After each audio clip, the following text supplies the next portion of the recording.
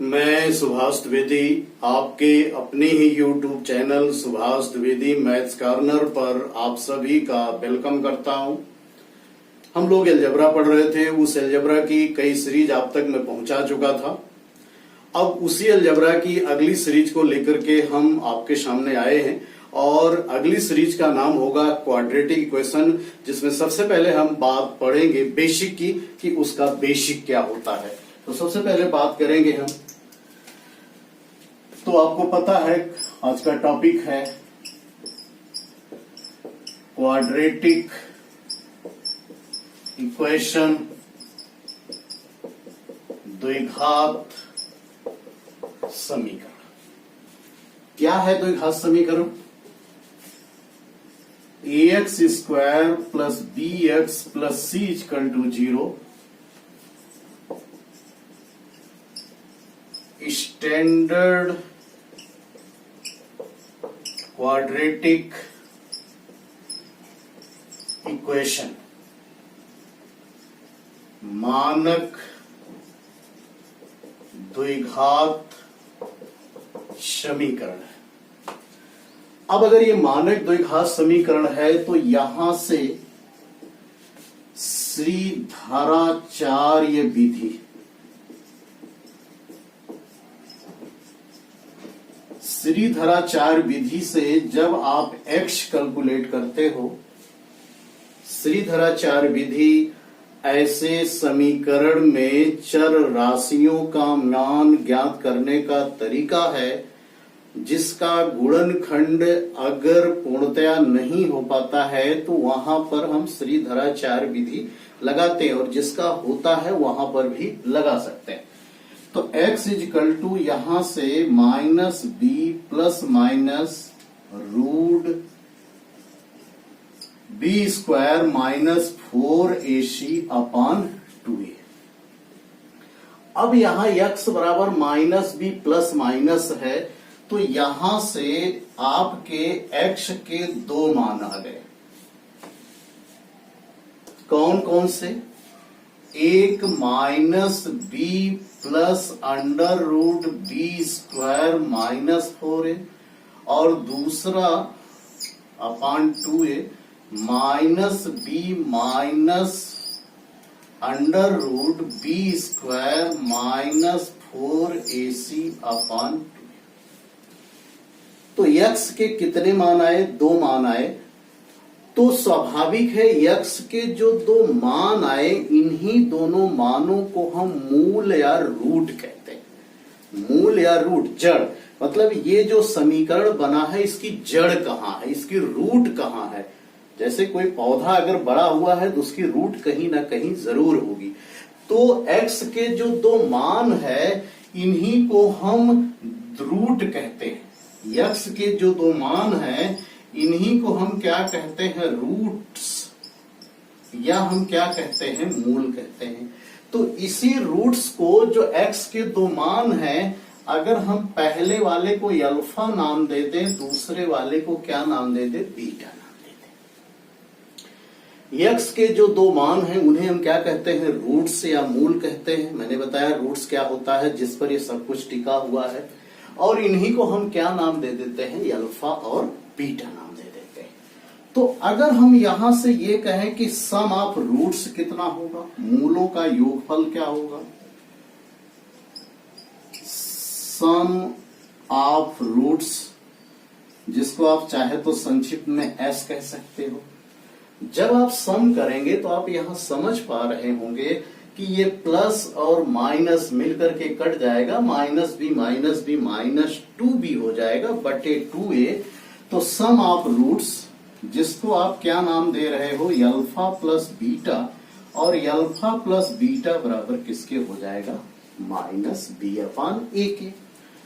ये तो हो गया सम ऑफ रूट्स, जिसका अर्थ आपको मैं बता ही रहा हूं। क्या कहते हैं? मूलों का योगफल हो गया। अब यहां से हम मूलों का गुणनफल भी बता दें आपको। Product of roots, product of roots मान लेते हैं प्रोडक्ट को हम p से दिखाएं, लेकिन यहां अल्फा बीटा है। तो आप ये समझिए माइनस बी प्लस, बेसिक बातें मैंने पिछले वीडियोज में पूरी दे रखी है, अभी आपको कुछ और बातें लेकर के आएंगे इसके बाद भी। तो a प्लस बी और ये क्या है a माइनस बी, तो a square minus b square. तो आपका जब आप इसको सॉल्व करोगे तो यहां से आ जाएगा c अपान a, ये क्या हो जाएगा c अपान a। तो ये आपका सम ऑफ रूट्स हो गया और ये क्या हो गया, प्रोडक्ट ऑफ रूट्स हो गया। अब इतनी छोटी सी बात को लेकर के हम आपके सामने एक छोटी सी बात और लेकर के आते हैं। अब जो ये अल्फा बीटा है, आपको यहां से बताया जा रहा है कि अल्फा बीटा इसके क्या है, रूट्स है। कहने का अर्थ है कि alpha beta are roots of the equation. Alpha beta क्या है, रूट्स है। तो यहां से अगर अल्फा बीटा रूट्स हैं तो इसका अर्थ है कि x बराबर अल्फा है और x बराबर क्या है, बीटा है। तो अगर इसको हम ट्रांसफर कर दें तो x minus alpha equal to 0 हो जाएगा और ये x minus beta equal to 0 हो जाएगा। तो चूंकि आपको क्वाड्रेटिक चाहिए किसी समीकरण में, आपको पता है x के जो मान उसको सेटिस्फाइड करते हैं या x का जो मान मुझे मिलता है उसी को हम क्या कहते हैं, रूट कहते हैं या x के मान कहते हैं। क्योंकि समीकरण हमारा कुछ विशेष मान पर ही सेटिस्फाइड होता है, जबकि एक शब्द और आता है सर्वसमिका। सर्वसमिका सभी मानों के लिए सेटिस्फाइड होती है। कैसे सर्वसमिका क्या होती है, जैसे आपको याद करिए साइन 2 थीटा बराबर अगर कहीं लिखा हो 2 साइन थीटा कॉस थीटा, तो ये एक सर्वसमिका है, यह एक सर्वसमिका है। क्योंकि यहां पर थीटा का 30 अंश 45 अंश 60 अंश कुछ भी रखोगे सबके लिए सेटिस्फाइड होगा। लेकिन जो समीकरण की बात होती है वो समीकरण कुछ विशेष मान के लिए ही सेटिस्फाइड होता है। माना कि ट्रिग्नोमेट्रिकल इक्वेशन में भी आपका व्यापक समीकरण निकाला जाता है, वहां पर समीकरण के एक से अधिक मान होते हैं। लेकिन बट यहां पर जो बात समझाया जा रहा है उसे समझिए। तो x minus alpha equal to 0 और x minus beta equal to 0। तो अगर हम इनको मल्टीप्लाई कर दें,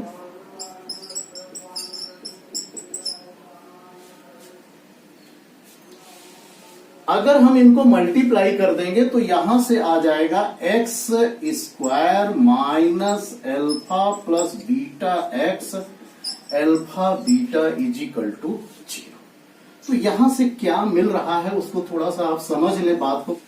तो ये आपका हो गया x square minus alpha plus beta x alpha plus beta is equal to 0। तो मिला क्या यहाँ, x स्क्वायर माइनस मूलों का योगफल x धन क्या हो गया, मूलों का गुणनफल इज इक्वल टू 0।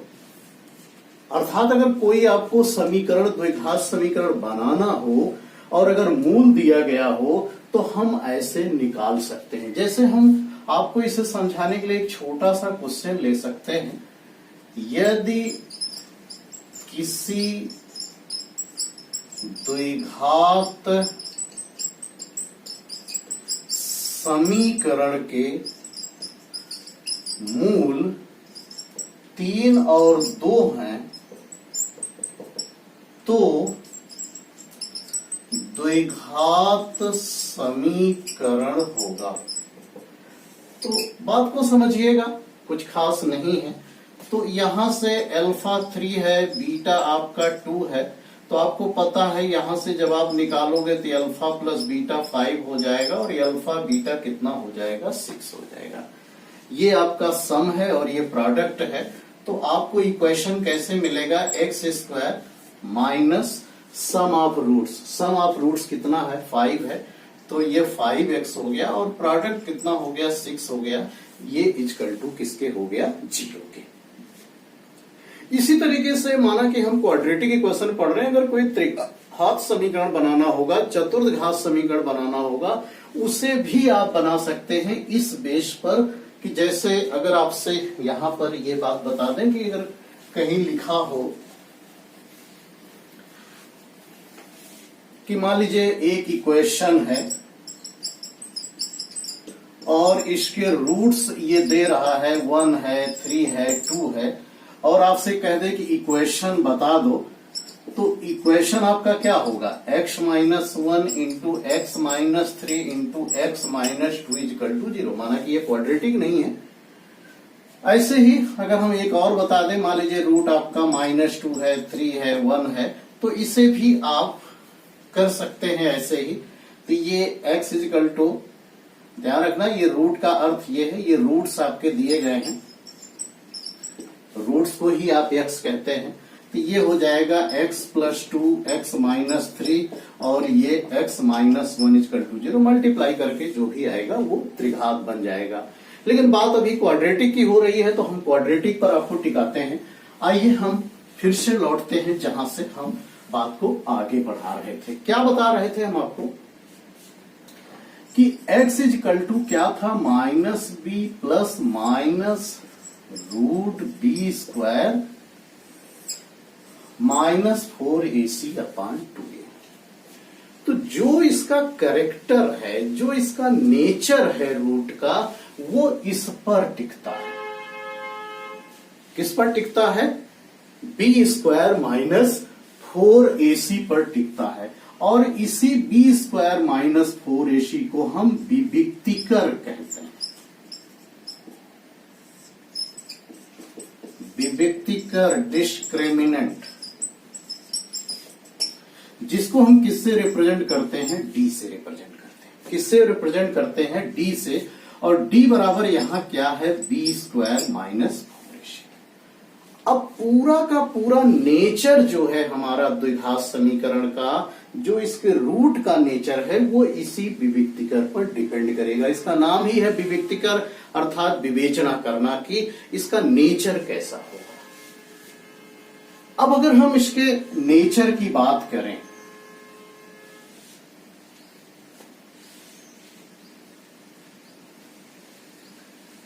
नेचर की बात करें, नेचर ऑफ रूट्स,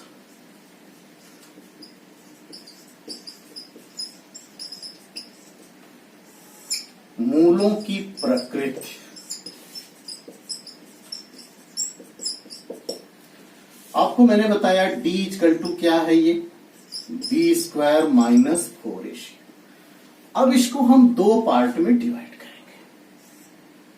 कितने पार्ट में डिवाइड करेंगे, दो part. If d greater than or equal to 0, या आप कह सकते हो b square greater than or equal to 4ac। पहली कंडीशन होगी, ये केस फर्स्ट है। और इस केस सेकंड में क्या होगा, if d is less than 0, or आप कह सकते हो b square is less than 4ac। तो दो कंडीशन आ गई। अगर डी का मतलब डिस्क्रिमिनेंट, डिस्क्रिमिनेंट क्या है, बी स्क्वायर माइनस 4ac। अगर b square greater than or equal to 4ac है, तो यहां जो रूट्स मिलेंगे, रूट्स वो क्या होंगे, आपके रियल होंगे, वास्तविक होंगे। रूट क्या होंगे, रियल होंगे, वास्तविक होंगे। लेकिन जब ऐसी कंडीशन यहां आ जाएगी, तो यहां पर जो रूट्स होंगे, रूट्स क्या होंगे, इमेजिनरी होंगे, जिसको हम क्या कहते हैं, काल्पनिक कहते हैं। काल्पनिक क्या है, हम अभी आपको सारी बातें समझाएंगे, बस थोड़ा पेशेंस रखें। तो ये रूट्स इसका क्या हो गया, रियल, वास्तविक हो गया, और ये क्या हो गया, इमेजिनरी हो गया। लेकिन अब ये जो वास्तविक है, इसकी दो कंडीशन होती है। इसकी कितनी कंडीशन आपकी होगी, दो कंडीशन। कौन कौन, अब अगर ये d इजिकल टू 0 हो जाए,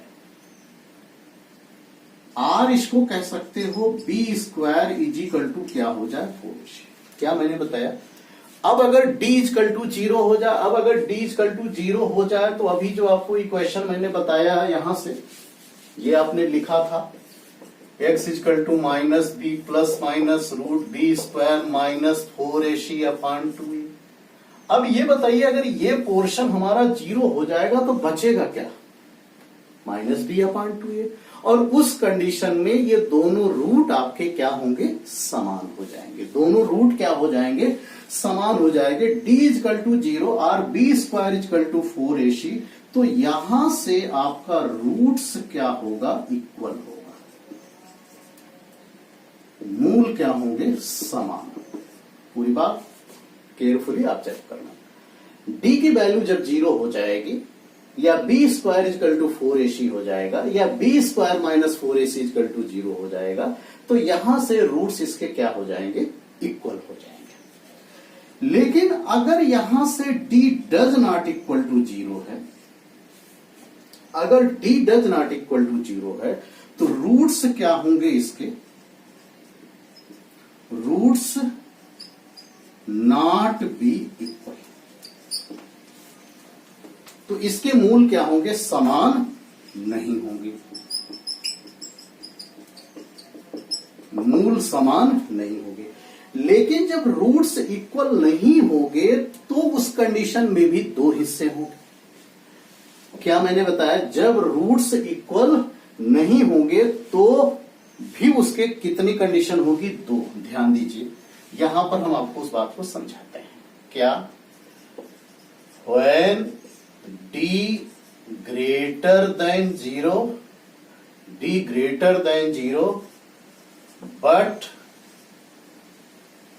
d greater than 0, but b² does not equal to 4ac, तब हमने आपसे बताया ये किसकी कंडीशन है? ये किसकी कंडीशन है? ये कंडीशन है कैसे? रूट्स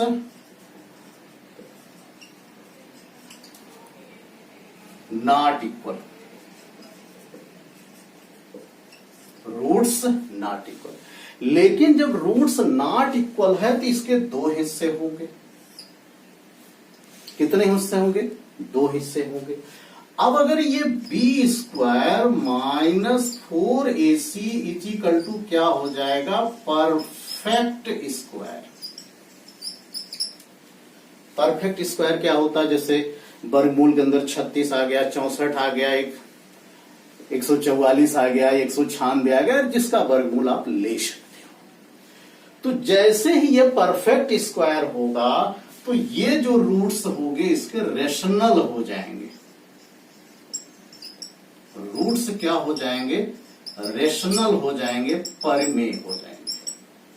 परिमेय क्या है?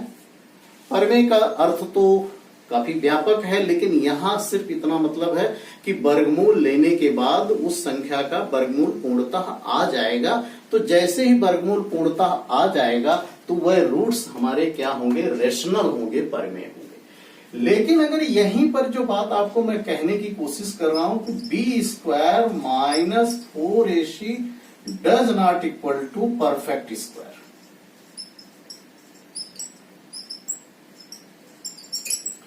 अगर ये परफेक्ट स्क्वायर नहीं है, पूर्ण वर्ग नहीं है, तब यहां से रूट्स क्या होंगे? इर्रेशनल होंगे। रूट्स भी इर्रेशनल, जिसको आप क्या कह सकते हो? अपरिमेय कहते हो, या ऊपर ले लेते हैं। ये रूट्स बी इर्रेशनल, अपरिमेय। क्या आपको मैंने समझाया? मैंने कहा कि अगर d greater than or equal to 0 है या b² greater than 4ac है तो रूट क्या होंगे? रियल होंगे। लेकिन इस रियल रूट में दो कंडीशन होगी। कौन कौन सी? अगर d = 0 हो गया और या इसको कह सकते हैं b² 4ac, तो मूल क्या होंगे? समान होंगे। लेकिन अगर d का मान 0 के बराबर नहीं हो रहा है, रूट्स नॉट बी इक्वल, तब मूल क्या होंगे? रूट्स नॉट बी इक्वल अर्थात मूल क्या होंगे? समान नहीं होंगे। लेकिन जब मूल समान नहीं होंगे तो मैंने आपसे कहा कि d greater than 0, b² does not equal to 4, so roots not equal, ये तो आप समझ गए। लेकिन जब रूट इक्वल नहीं होंगे तब भी दो कंडीशन होगी। अगर ये b² - 4ac = किसके हो जाएगा? परफेक्ट स्क्वायर, पूर्ण वर्ग हो जाएगा। अगर पूर्ण वर्ग हो जाएगा तो यहां से आपका ये रूट्स क्या होंगे, रेशनल हो जाएंगे, परमेय हो जाएंगे। लेकिन अगर ये perfect square b square minus 4ac does not equal to perfect square, पूर्ण वर्ग नहीं हो, तो रूट्स क्या होंगे, इसके इरेशनल होंगे, अपरमेय होंगे, अर्थात वर्गमूल के अंदर होंगे। जैसे अगर एक √3 होगा। अब यहां पर कुछ और बातें आपको समझनी है। जब ये आपका इरेशनल हो जाता है, इरेशनल हो जाता है, जैसे उसके अंदर √3 आ गया, √5 आ गया, √7 आ गया, तो यहां पर एक नई बात सीखने को मिलती है। आपको स्क्रीनशॉट की जरूरत है तो ले लें, नहीं तो वीडियो आप पॉज करके दोबारा देख सकते हैं, लिख सकते हैं, आपको बात यहां से समझ में आ रही होगी। अब जो मैं कह रहा हूं उसे समझो। यहां से हमने आपसे कहा कि जब when b square minus 4ac does not equal to perfect square, तो आपसे मैंने कहा कि रूट्स क्या होंगे, रूट्स बी इरेशनल, अपर में होंगे। अब इसी अपर में एक इंटरेस्टिंग बात है, क्या कि अगर फर्स्ट रूट आपका 3 प्लस √5 आ रहा है, तो इसका जो सेकेंड रूट होगा वो 3 माइनस क्या होगा, √5 होगा। क्योंकि जो इरेशनल रूट होते हैं, इस तरीके से रूट होंगे, ये हमेशा किस में पाए जाते हैं, कॉन्जुगेट के रूप में होता है, संयुग्मी के रूप में होता है। कॉन्जुगेट या क्या होते हैं, इसे संयुग्मी कहते हैं। संयुग्मी क्या होता है और भी समझ सकते हो। जैसे अगर एक 6 प्लस √3 है तो दूसरा क्या होगा, 6 माइनस √3। जैसे एक 4 प्लस √11 है तो दूसरा क्या होगा, 4 माइनस √11। या एक -3 प्लस √7 है तो दूसरा -3 माइनस √7 है। तो जो रूट के अंदर संख्या है उसका चिन्ह क्या होता है, बदल जाता है। इसी को कॉन्जुगेट या संयुग्मी कहते हैं। क्या मैंने बताया, जब इरेशनल होगा, इरेशनल में कंडीशन क्या होती है, प्राय अगर जैसे 3 प्लस √3 है तो दूसरा माइनस √3 आएगा। क्यों आएगा, ये बात आप समझ रहे हो, क्योंकि वहां पर क्या लिखा है, यहां आप देख रहे हो ये माइनस बी प्लस माइनस यहां ऑलरेडी लिखा है, और ये है बी स्क्वायर माइनस, तो यहां पर प्लस माइनस दोनों आता है। तो यहां से एक बात कंफर्म हो गई होगी कि अगर डी का मान परफेक्ट स्क्वायर नहीं है, पूर्ण वर्ग नहीं है, तो उसके रूट क्या होंगे, इरेशनल होंगे, अपर में होंगे। और जब अपर में होंगे तो अलग अलग तो होंगे ही, वो तो मैं पहले ही बता चुका, अलग अलग होंगे। लेकिन यहां पर जो मूल होते हैं वो किस रूप में होते हैं, कॉन्जुगेट के रूप में होते हैं, संयुग्मी के रूप में होते हैं।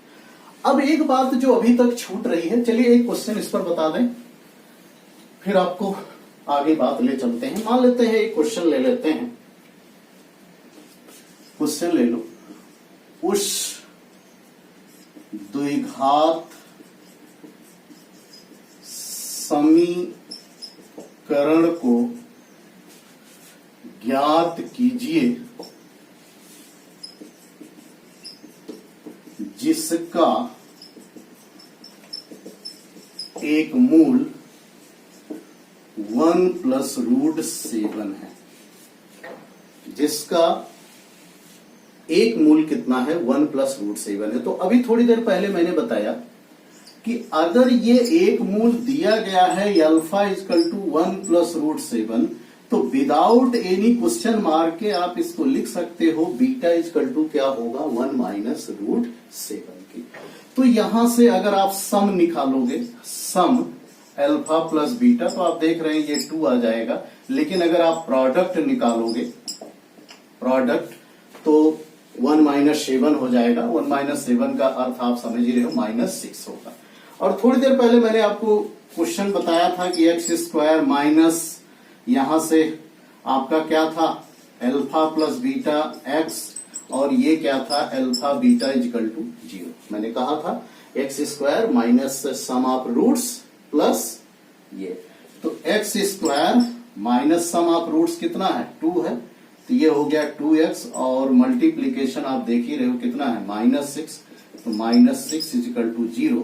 तो इस तरीके से यहां से आ गया x square -2x -6 is equal to 0। क्या मैंने कहा था, एक रूट कितना है, 1 प्लस रूट 7 है, तो दूसरा रूट कितना होगा, 1 माइनस रूट 7। डिफिनिट है, क्यों डिफिनिट है, क्योंकि जो इरेशनल रूट्स होते हैं वह हमेशा किसमें होते हैं, पेयर में होते हैं, कॉन्जुगेट में होते हैं। इस पर और भी बात हम आपसे करेंगे। तो 1 प्लस रूट 7 के लेकर के हमने ये क्वेश्चन कर लिया, एक्स स्क्वायर आपका हो गया। अब जो यहां से मैंने ड्रॉप कर दिया था इमेजिनरी, उस पर बात करते हैं। तो आइए देखते हैं क्या आपको मैं बताना चाहता हूं। अब देखें,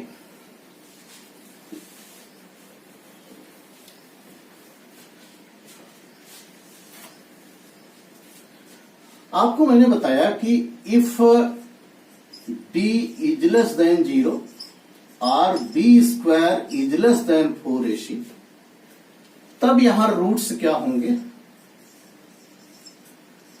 roots are imaginary, roots are imaginary.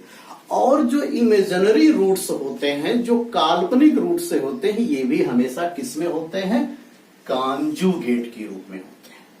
ये भी हमेशा किस रूप में होंगे, कॉन्जुगेट के रूप में होंगे, संयुग्मी के रूप में होंगे। अब ये परफेक्ट स्क्वायर हो और चाहे ना हो, परफेक्ट स्क्वायर हो चाहे ना हो, कहने का अर्थ है यहां बी स्क्वायर का मान क्या है, 4ac6। इसका अर्थ यह है कि बी स्क्वायर छोटा है, तो बी स्क्वायर -4ac हमेशा कैसा नंबर आएगा, ये निगेटिव नंबर होगा। कैसा नंबर होगा, निगेटिव नंबर होंगे। अब निगेटिव नंबर होगा तो क्या होगा, अब ये चाहे परफेक्ट स्क्वायर हो चाहे ना हो, दोनों कंडीशन के लिए, अगर ये परफेक्ट स्क्वायर होगा तो भी इमेजिनरी होगा, नहीं होगा तो भी होगा। कैसे, आपको यहां से बताते हैं। ने कहा कि अगर x square is equal to 16 है तो x इज इक्वल टू +-4 होगा। लेकिन अगर x square is equal to -16 हो तो आप जानते हैं किसी भी रियल संख्या का स्क्वायर कभी भी नेगेटिव नहीं होता है। तो इसको हम क्या लिखेंगे, 16 इंटू -1, और x square is equal to i square, और x इज इक्वल टू क्या हो गया, +-4i। यहां पर ये जो लिखा गया है, ये आई को हम क्या कहते हैं, आयोटा, और ये संकेत किसका होता है, इमेजिनरी नंबर का।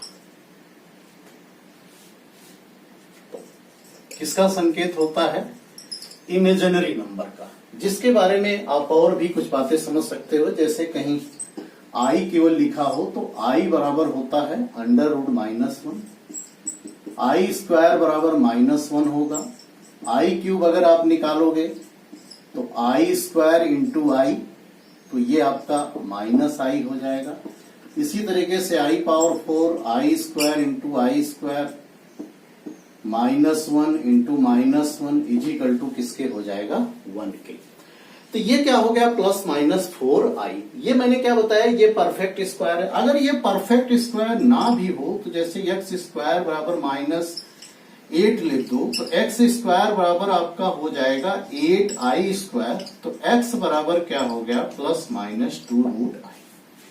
मैं यही बात आपसे कह रहा हूं कि अगर ये परफेक्ट स्क्वायर हो चाहे ना हो, इसके रूट्स हमेशा कैसे होंगे, पेयर में होंगे, कॉन्जुगेट के रूप में होगा। जैसे मैं आपसे बताऊं कि अगर एक रूट 3+i है तो दूसरा क्या होगा, 3-i होगा।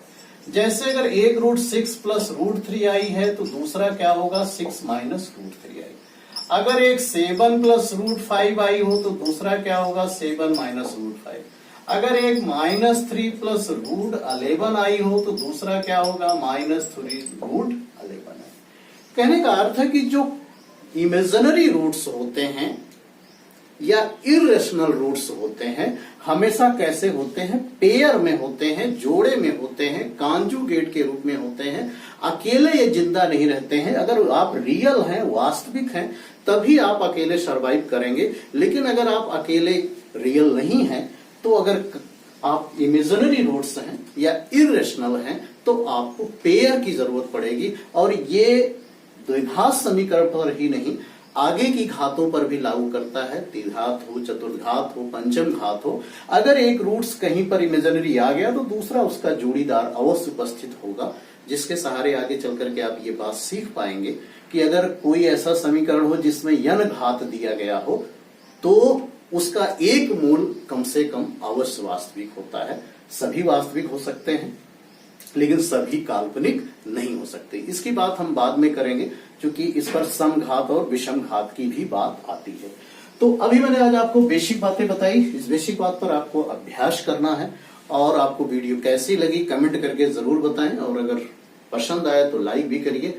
मिलते हैं इसी के क्वेश्चंस की श्रृंखला को लेकर के अगले वीडियो में। तब तक के लिए जय हिंद, जय भारत।